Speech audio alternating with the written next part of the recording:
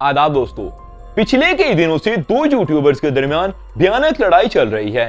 एक तरफ जहां संदीप महेश्वरी 11 साल यूट्यूब जर्नी के अंदर पहली दफा अपना कंटेंट मोनेटाइज करने वाले हैं ताकि विवेक बिंद्रा के खिलाफ बेस्ट लॉयर को हायर करके अपना केस लड़ सकें, तो दूसरी तरफ विवेक बिंद्रा भी सेल्फ डिफेंस के अंदर कोई कसर नहीं छोड़ रहे और उनका ये कहना है कि वो अपना केस लड़ने के लिए किसी भी हद तक जाएंगे और संदीप महेश्वरी को सबक सिखाकर रहेंगे। लेकिन बात तो यह है कि इंडियन यूट्यूब कम्युनिटी के दो बेस्ट इन्फ्लुएंसर किस तरह से आमने सामने आ खड़े हुए और इन तमाम मामला का एंड क्या होने वाला है, आज की इस वीडियो के अंदर हम इसी केस को स्टडी करने वाले हैं। अगर आपने अभी तक हेल्सी ऑन एरा को सब्सक्राइब नहीं किया तो प्लीज मेक श्योर सब्सक्राइब।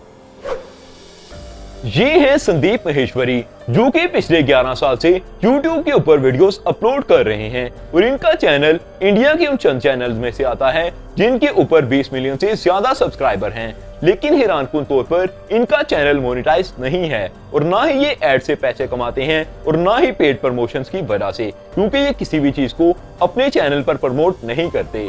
जहां तक कि संदीप महेश्वरी का कहना है कि अपने बिजनेस को भी वो अपने चैनल पर प्रमोट नहीं करेंगे और वो कभी भी अपने प्रोडक्ट्स के बारे में यहाँ पर बात नहीं करते। उनके कहने के मुताबिक उनका ये चैनल सिर्फ और सिर्फ लोगों के फायदे के लिए बनाया गया है, इसके लिए वो अपने बिजनेस को रन करने के लिए इसका इस्तेमाल नहीं करेंगे।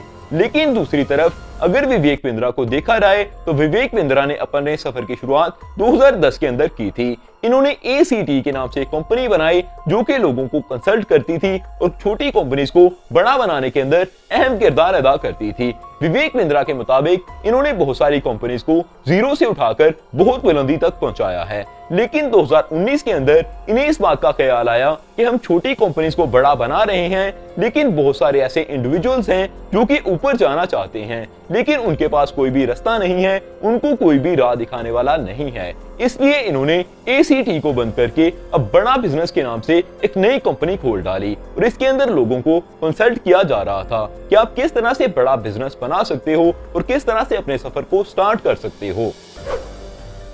दिसंबर 2023 तक तमाम चीजें नॉर्मली चल रही थीं, लेकिन दिसंबर के अंदर संदीप महेश्वरी का एक शो चल रहा था और संदीप महेश्वरी के शो के दौरान एक लड़के ने खड़ा होकर कहा कि इंडिया के अंदर कुछ यूट्यूबर्स व्यूअर्स का गलत इस्तेमाल कर रहे हैं क्योंकि वो इनसे पैसे हथियाने के लिए अपने कोर्सेज बेच रहे हैं और हमें यह भी कहा जाता है कि आप आगे कोर्सेज बेचें जिसके लिए आपको कमीशन दिया जाएगा।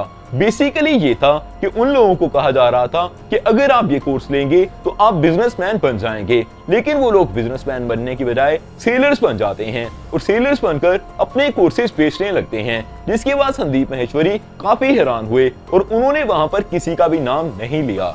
ये बात क्लियर रहे कि उस शो के अंदर किसी का भी नाम नहीं आया था, लेकिन चूंकि संदीप महेश्वरी की वीडियो मिलियंस ऑफ पीपल्स तक जाती हैं, इसी वजह से लोगों ने विवेक बिंद्रा को टैग करना शुरू कर दिया क्योंकि शायद काफी लोग थे जो कि यहाँ से लुट चुके थे और जिनका पैसा बर्बाद हो चुका था, जिसकी वजह से अब संदीप महेश्वरी के चैनल पर विवेक बिंद्रा को टैग किया जा रहा था। और कुछ देर के बाद संदीप महेश्वरी ने एक पोस्ट लगाई जिसको देखकर सब लोग हैरान रह गए। संदीप महेश्वरी का कहना था कि विवेक बिंद्रा को ये सब स्टॉप कर देना चाहिए। अब लोगों को पता चला कि विवेक बिंद्रा की तरफ से कुछ लीगल नोटिस संदीप महेश्वरी को भेजा गया था और साथ ही संदीप महेश्वरी ने अपनी पोस्ट के अंदर ये भी बताया कि कुछ आदमी भी मेरे घर पर आए थे जिन्होंने मुझे डराने धमकाने की कोशिश की और ये भी कहा कि इन तमाम मामला को रोक दो। लेकिन संदीप महेश्वरी ने उस वक्त एक हैशटैग चालू किया, स्टॉप विवेक बिंद्रा, और उसके बाद ये लड़ाई एक जंग के अंदर तब्दील हो गई। सोशल मीडिया पर व्यूअर्स भी लड़ने लगे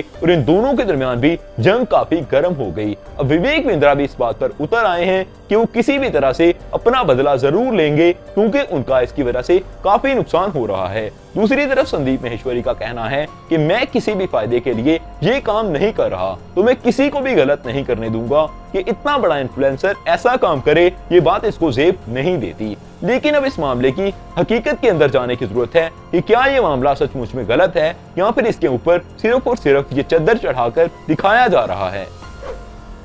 मैंने आपसे स्टार्ट के अंदर ही कहा था कि हम इन्हीं के डाटा से इनको एनालाइज करेंगे और आपको बताएंगे कि गलती आखिर कहां है।